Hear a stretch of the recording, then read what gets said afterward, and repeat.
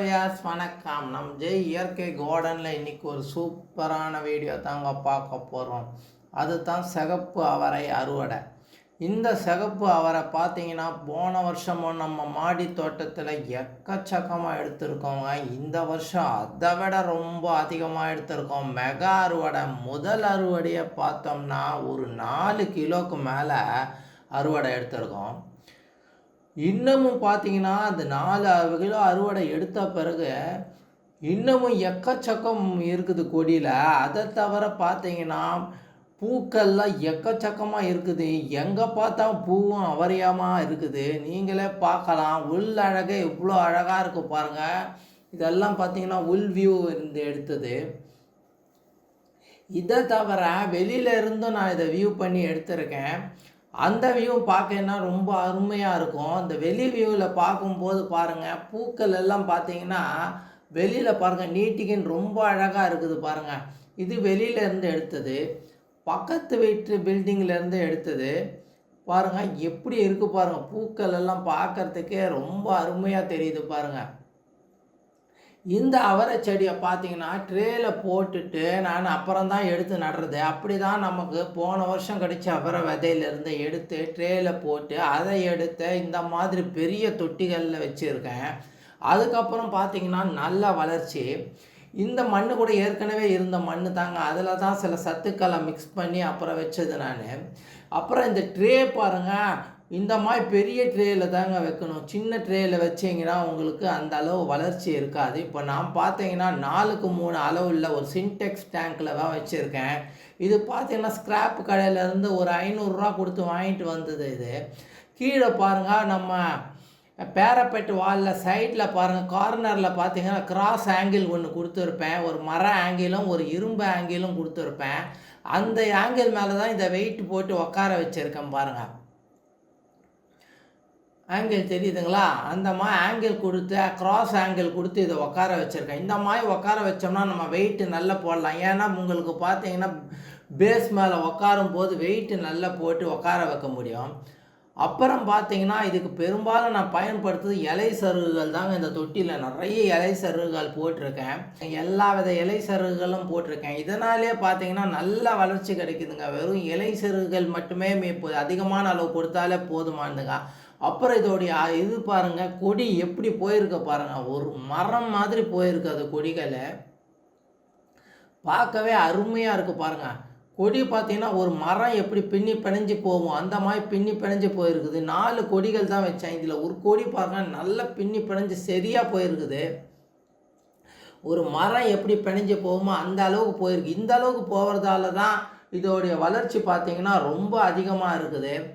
4 கொடி தான் இந்த டப்பாவில் வச்சுருக்கேன். ரொம்ப அதிகமாக வைக்கக்கூடாது. அடுத்ததான் இந்த அவரையெல்லாம் நமக்கு சூப்பராக கிடைக்கணும்னா இந்த மாதிரி இனக்கவர்ச்சி பொறி இல்லைன்னா கருவாட்டு பொறி வைக்கணும். அது ஏற்கனவே ஒரு வீடியோ, இதுக்கு முன் வீடியோ போட்டிருக்கேன். நீங்கள் பார்த்தீங்கன்னா தெரியும் உங்களுக்கு. அது மாதிரி வச்சு பாருங்கள், ஒரு நல்ல ரிசல்ட்டு கிடைக்குது.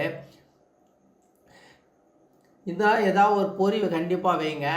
அடுத்ததாக நம்ம இப்போ அறுவடையை பார்ப்போம். அறுவடைக்கு இடையில சில விஷயங்கள் இந்த இப்படி வளர்த்து எடுக்கிறதுல சில விஷயங்களை பார்ப்போம். அது முக்கியமான விஷயங்கள் தாங்க நமக்கு. அப்புறம் பார்த்தீங்கன்னா பந்தல் அமைப்புங்க. பந்தல் இது முக்கியமானதுங்க. பந்தல் பாருங்கள், நம்ம நைலானில் போட்டிருக்கோம் பாருங்கள். இது நம்ம ஆர்கே பட்டர் அவர்கிட்ட இருந்து வாங்கி இந்த மாதிரி நைலான் பந்தல் போட்டிருக்கேன். மாடி தோட்டம் பூராவே இந்த மாதிரி பந்தல் போட்டிருக்கேன் நான். இந்த மாதிரி பந்தல் போது உங்களுக்கு பார்த்தீங்கன்னா நல்லா படர்ந்து போகுங்க. சூப்பராகவே கொடி படரணுன்னா இந்த மாதிரி பந்தல் வேணும். ஏன்னா அது படர்ந்து போயினே இருக்கும். அதுக்கு தகுந்த மாதிரி வேணும். அப்புறம் இந்த மாதிரி ஒரு ஏணி வாங்கி வச்சுக்கோங்க. சூப்பராக இருக்கும். நம்ம மேலே ஏறி கொல்லெல்லாம் அறுவடை எடுக்கிறதுக்கு ரொம்ப சூப்பராக இருக்கும். நான் இப்போ பார்த்தீங்கன்னா அந்த ஏணி மேலே ஏறி நானே வீடியோ பிடிச்சி தாங்க எடுத்திருக்கேன். ஏன்னா கீழேருந்து யாரையும் பிடிக்க வைக்க முடியாது. ஏன்னா மேலே நம்ம தலைக்கு மேலே இருக்குது காய்கள்லாம். அந்தளவு ஆகிப்போச்சு. கொடி பந்தலுக்கு மேலே தலையை விட்டு தான் இப்போ நான் இதெல்லாம் எடுக்கிறேன். அடுத்ததாக பார்த்தோம்னா இந்த அறுவடை எடுக்கிறப்போ நீங்கள் பார்த்தீங்கன்னா பொறுமையாக எடுக்கணும். இப்போ நான் இது பார்த்தீங்கன்னா வீடியோவுக்காக வேகமாக எடுக்கிற மாதிரி ஓட்டி இருக்கேன். ஏன்னா ரொம்ப நேரம் யாரும் பார்க்க மாட்டீங்க. எனக்கு 1 மணி நேரம் ஆச்சுங்க இதை எடுக்கிறதுக்கு. இதை 10 நிமிஷம் வீடியோவில் முடிச்சிருக்கேன் நான். ஏன்னா மக்கள் ஏற்கனவே பார்த்தீங்கன்னா எல்லாம் நிறைய பேர் திட்டுறீங்க, ஏன்பா ரொம்ப பெருசாக போடுறீங்க வீடியோவை அப்படின்னு. அதனால் பார்த்தீங்கன்னா ரொம்ப ஸ்லோவாக பண்ணணுமே, அதே சமயத்தில் காட்டி ஆகணும் இவ்வளோ நமக்கு அறுவடை வந்துருக்குது. ஏன்னா நீங்களும் பார்த்து சந்தோஷப்படணும். அப்போ தான் உங்களுக்கும் இந்த மாதிரி ஒரு அறுவடை எடுக்கணும், நாமும் இந்த மாதிரி கொடிகளை வைக்கணும், பெரிய டப்பாவில் வைக்கணும் அப்படிங்கிற ஒரு எண்ணம் ஏற்படும். ஒரு தோட்டம் நம்ம வைக்கிறதுக்கே ஒரு இன்ட்ரெஸ்ட் வரும். அதுவும் நம்ம வீட்டில் எடுத்து ஆர்கானிக்காக சாப்பிடும்போது பார்த்திங்கன்னா ரொம்ப ஒரு சந்தோஷமாக இருக்கும். இந்த அவரை பார்த்தீங்கன்னா மார்க்கெட்லலாம் கிடைக்காதுங்க. இந்த மாதிரி நாமளாக விதைச்சி அறுவடை பண்ணாதாங்க இருக்குது. சிவப்பு அவரை பார்த்தீங்கன்னா மார்க்கெட்லலாம் எங்கேயும் பார்க்க முடியாது. எல்லா இடமும் பார்த்தீங்கன்னா பச்சை அவரை தான் இருக்கும். அதுவும் புழு பூச்சியாக இருக்கும். இந்த அளவுக்கு சூப்பராக ஒரு புழு பூச்சி கூட பார்க்க முடியலங்க. அவ்வளவு தெளிவாக ஷைனிங்காக சூப்பராக வந்துருக்குது. அப்புறம் இது பார்த்தீங்கன்னா ஸ்டார்டிங்கில் நீங்கள் வைக்கும்போது சின்ன டப்பாவில் வச்சிங்கன்னா இலை சுருட்டெல்லாம் வரும். அதனால் இந்த வேர்கள் பார்த்தா சுருண்ட ஆரம்பிக்கும். வேர்கள் படர்ந்து போகக்கூடியது இதில். அதனால தான் பார்த்தீங்கன்னா மெல்ல அகலமான டப்பாவில் வைக்கணும். இப்போ நான் பார்த்தீங்கன்னா 4க்கு 3 அளவுள்ள சின்டெக்ஸ் தொட்டியில் வச்சுருக்கேன். இந்த மாதிரி வைக்கும்போது உங்களுக்கு பார்த்தீங்கன்னா இலைகள் படர்ந்து வரும். அப்புறம் பாருங்கன்னா அப்படி தெரியாமல் இலை சுருட்டல் வந்துடுச்சுன்னா நீங்கள் அதுக்கு பார்த்தீங்கன்னா புளிச்ச மோரை தெளிங்க. புளிச்ச மோரை ஒரு நாள் விட்டு ஒரு நாள் தொடர்ச்சி அது ஒரு வாரம் தெளிச்சிட்டு வந்தீங்கன்னா கண்டிப்பாக இலை சுருட்டல் போயிடும்.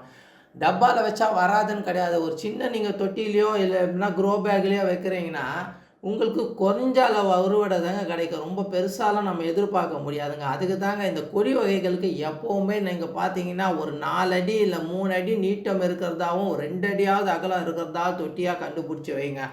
அப்போ தாங்க நல்ல அறுவடை எடுக்கப்படும். பந்தல் காய்கறிகள் எந்த காய்கறியாக இருந்தாலும் சரி, சொரக்காய் இருக்கட்டும், இல்லைன்னா பீர்க்கங்காய் இருக்கட்டும், புடலங்காய் இருக்கட்டும், எல்லாமே உங்களுக்கு பார்த்தீங்கன்னா வேர்கள் பார்த்தீங்கன்னா படர்ந்து போகும்.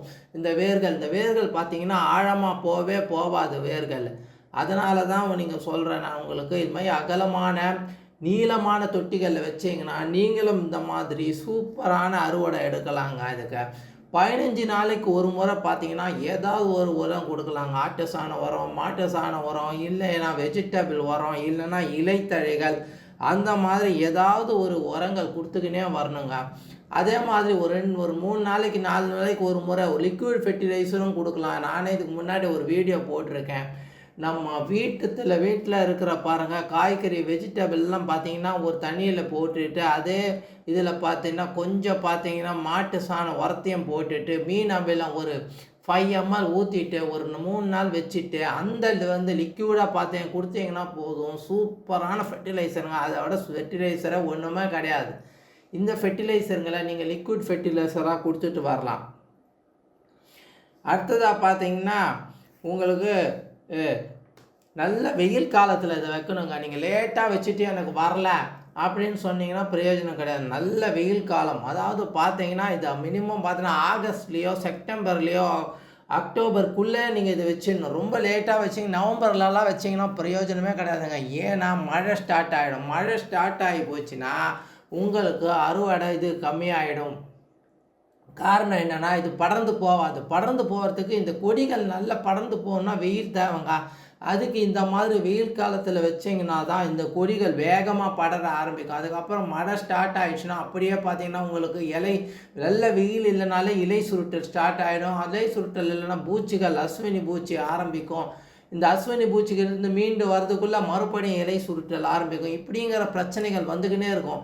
இந்த கொடியானது ஆகஸ்ட் செப்டம்பர் அக்டோபரில் வச்சோம்னா தான் உங்களுக்கு நல்ல ஒரு படர்ந்து போய் உங்களுக்கு நோய் தாக்குதல்லேருந்து காப்பாற்றப்படும். இது முக்கியமான விஷயங்க நம்ம கொடி வைக்கிறதுல. இப்போ நான் பார்த்தீங்கன்னா உங்களுக்கு இது ஜூலையிலே வச்சுட்டேங்க. நமக்கு ஆடிப்பட்டம் தொடங்கும் போதே வச்சுட்டேன். நான் தாராளமாக வைக்கலாம் உங்களுக்கு. ஆனால் உங்களுக்கு அறுவடை பார்த்தீங்கன்னா டிசம்பர்லேருந்து தான் கிடைக்கும். நவம்பர் டிசம்பர் இது குளிர்ச்சி வரும்போது தான் இது பூக்கள் வைக்க ஆரம்பிக்கும். இதுக்கு எவ்வளவுக்கு எவ்வளோ இது படர்ந்து போகுதோ உங்களுக்கு அவ்வளவுக்கு அவ்வளவு பார்த்தீங்கன்னா கண்டிப்பாக அறுவடை கிடைக்கும். அது ஒரு முக்கியமான விஷயங்க இதில்.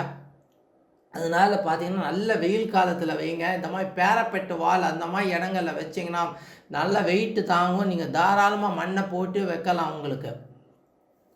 அடுத்ததாக பாருங்கள், இதுக்கு வாரம் ஒரு முறை ஏதாவது ஒரு மீன் மீன் அமிலமோ இல்லைன்னா வேப்பெண்ணையோ ஏதாவது ஒன்று தெளிச்சிட்டு வரணும். அப்போ தான் பூச்சிகள் கிட்டேருந்து காப்பாற்றப்படும். அடுத்ததாக பார்த்தோன்னா கம்பளி பூச்சி வருங்க. ஆரம்பத்திலேயே பார்த்து இதை உஷாராக நீங்கள் கண்டுபிடிச்சணும். இலைகள் அப்பப்போ நோட்டம் விட்டுக்கினே இருங்க. எங்கேயா இலை அரிப்பு இருந்தால் உடனே செக் பண்ணுங்கள். கம்பளி பூச்சியோ அது முட்டைகள்லாம் இருந்தீங்கன்னா உடனே எடுத்து போட்டுருங்க.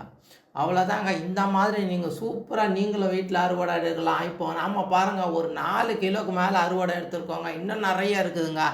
அவ்வளோ அளவுக்கு நம்ம கொடியில் இருக்குது. இது பார்த்தோம்னா பார்க்குறதுக்கே ரொம்ப அழகாக இருக்குது. இந்த வாட்டி விதைகள் நம்ம தெரிஞ்ச சப்ஸ்கிரைபருக்கெல்லாம் கொடுக்கணும் இருக்க நண்பர்கள் சந்திப்பு நேரத்தில் இந்த வாட்டி எடுத்து வச்சுருக்கேன். எல்லாருக்கும் கண்டிப்பாக கொடுக்குறேன். இந்த வீடியோ உங்களுக்கு பிடிச்சிருந்தா நம்ம சேனலை சப்ஸ்கிரைப் பண்ணாத நேயர்கள் எல்லாம் சப்ஸ்கிரைப் பண்ணுங்கள்.